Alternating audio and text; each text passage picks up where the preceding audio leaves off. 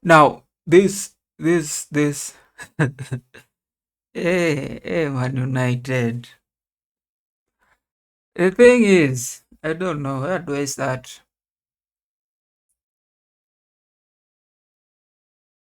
This weekend has been boring, but it's so nice when Man United fans are lamenting.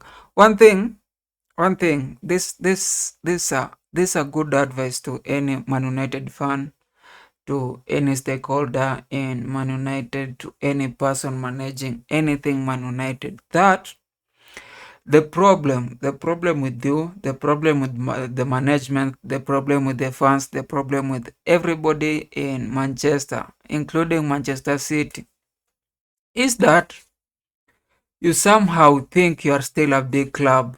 And that mentality, when you think you are a big club, sometimes you want to play as a big club.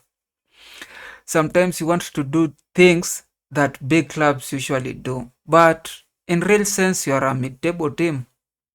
Like, for instance, getting a coach, I think you need to get somebody like Cooper, somebody like Sam Allardyce, and probably convince Tony Pulis to come out of retirement. Those are the guys that will essentially bring that real mid-table fighting spirit to Old Trafford and just make them compact at the back, keep defending the entire team. Like, you should be playing like Burnley or Brentford, because all these guys you have bought, like, you are making Mbeumo shit.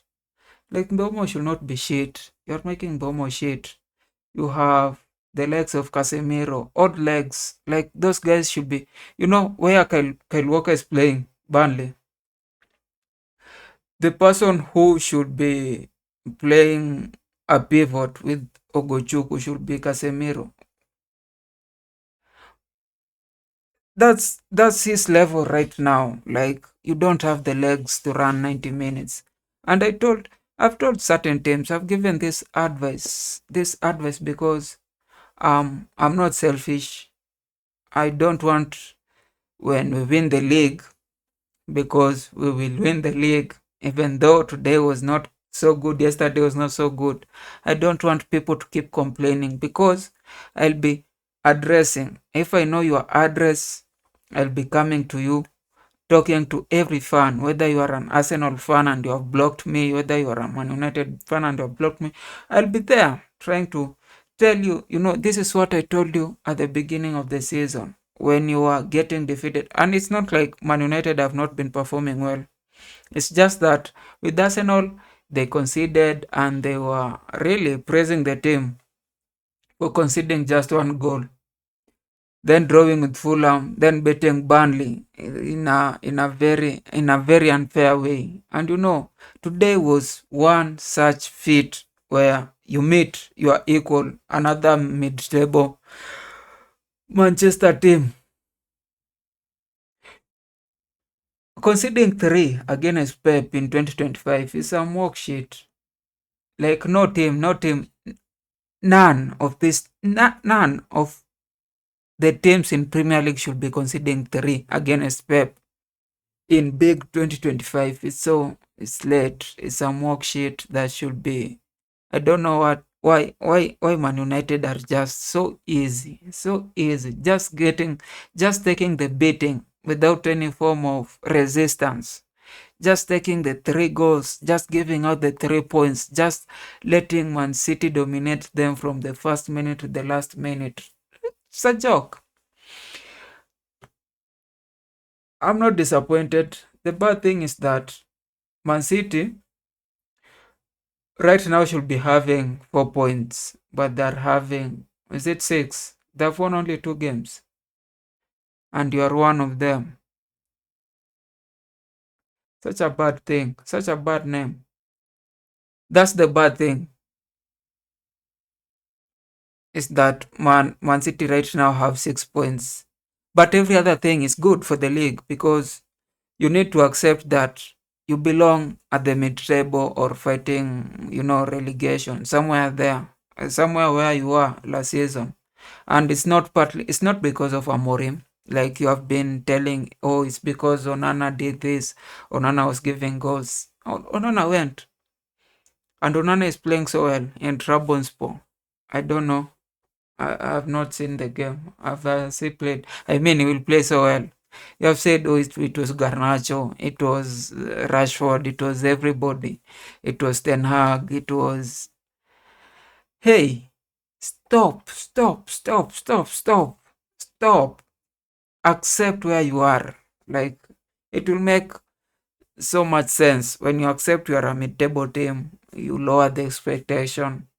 You tell Mbeumo to start playing like he's in Brentford, just waiting at the back. Then whenever there is, a long ball, to run for it and try to score. That's what he usually does. The same way for Kuna. And then this other guy, Amadialo. Like, why is Amadialo your best player and in Ivory Coast is not even included in the lineup? Like, do you mean like Ivory Coast has become so good that the people who are playing in Man United are not even in the first 11? Does it make sense to you? Like, is it logical? Like everybody usually knows when they're playing for Premier League teams, they have to be the first in the lineup. It has been so in African football, in South American football, even in Europe football. If you play, especially in the top 6, top 10 teams in Premier League, you have to be among the first people in your country. You have to be called every time. Now, for Man United to have a player who's the best player in the match every week, every week, every week, every week, even if he's not getting the man of the match because they're always losing, to be a sub in Ivory Coast, it just shows that the quality is not there, and you have to accept. I'm not against Man United. I think they are paying for the things they did in early 2000, which is good thing for me, for the league, for the suffering of the tears of Man United fans. I enjoy them. I revel in them. I like to see them every week. Today was not that exciting because the other team that was winning was Man City. So it was just a bad thing. It was like, who am I choosing? You should all be losing. And I'm not saying Haaland is back. I'm not saying Man City is back, Pep is back. I'm just saying that Man United are shambolic.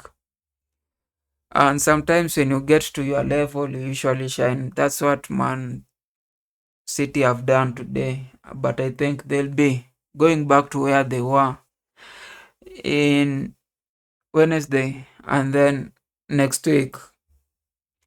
But now, my biggest problem is that Maresca might be, I don't know, whenever these teams, Arsenal, Man United, and any other team is going into some stuff, and then we meet with them, I don't know what happens. It's like all those players are usually trying to get into the book, into the scouting, the scouts of Chelsea. Because it has always been like that. Like if you scout Chelsea, next time they buy you. That happened to ZH, it has happened to Garnacho, it has happened to all these other guys. Like sometimes I look at my team and they're just the guys who are performing, who are trying to beat us when we were playing wherever they were.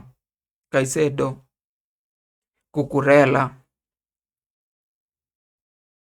So I think that's also what Man United will be next week. Like they will turn up, like they were forced, like they're auditioning. They're auditioning to move out of Old Trafford and probably just get a point. That's the only worry. That's the only worry that I have right now. I think sometimes, as much as you're a mid-table team, I don't want Maresca to look at you and think, this is a mid-table team. No. He should approach you like you are the biggest team in the world. He should approach you like you are that to 209 Man United. No, 209 Man United were only surviving because of a referee. Probably 1999 Man United. Yep, probably that. Anyway,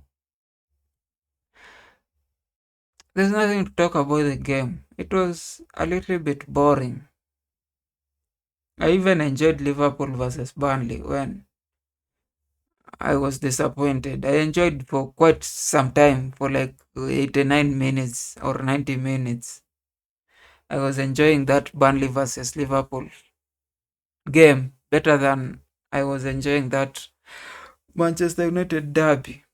A very, very lackluster derby. Just letting somebody beat you three every time they're attacking you, it's like they're coming to score.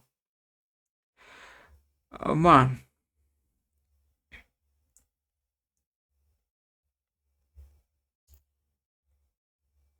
subscribe.